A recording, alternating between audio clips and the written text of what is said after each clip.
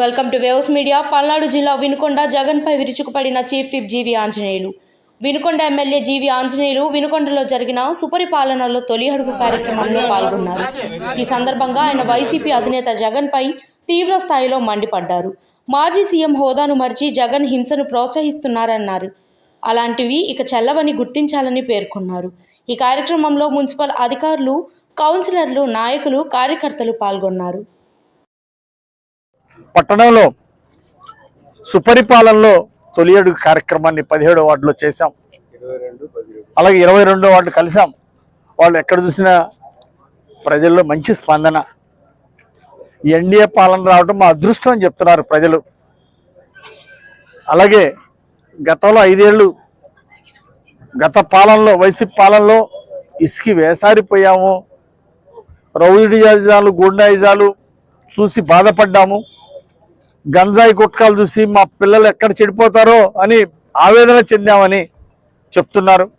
ఈరోజు ఎన్డీఏ పాలన రావడం మాకెంతో ఆనందాన్ని ఇచ్చిందని చెప్తున్నారు. 3000 పెన్షన్ 4000 అయినందుకు, విభిన్న ప్రతిభావంతులది 3000 పెన్షన్ 6000 అయినందుకు మాకు చాలా సంతోషంగా ఉందని ప్రజలు చెప్తున్నారు. మాకు చాలా ఆనందంగా ఉంది. వాళ్ళ సంతోషాన్ని చూస్తే, వాళ్ళ ఆనందాన్ని చూస్తే, ఈ సుపరిపాలన ఒక్క సంవత్సరంలో ఇన్ని అద్భుతాలు ఎలా చేశారు చంద్రబాబు గారు అని ఈరోజు ప్రజలు ఆశ్చర్యపోతున్నారు. 10 లక్షల కోట్లు అప్పులు గత ముఖ్యమంత్రి, గత పాలకులు రాష్ట్ర ప్రజల మీద వేసినటువంటి భారం 10 లక్షల కోట్ల అప్పులు.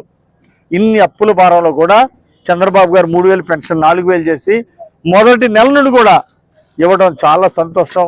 మొదటి నెలలోనే ఒక్కొక్కరికి 7000 రూపాయలు ఇచ్చారు. గత ఏప్రిల్ మాసంతో 1000 కూడా కలిపి అని చెప్పేసి సంతోషపడ్డారు. గ్యాస్ సిలిండర్లు అందుతున్నాయని చెప్తే మాకు ఆనందం వేసింది. ఈరోజు గంజాయి గుట్కాలు ఎక్కడ అమ్మటల్లా, అమ్మాలంటే భయం, అలవాటు ఉన్న వాళ్ళు వాడాలంటే భయం.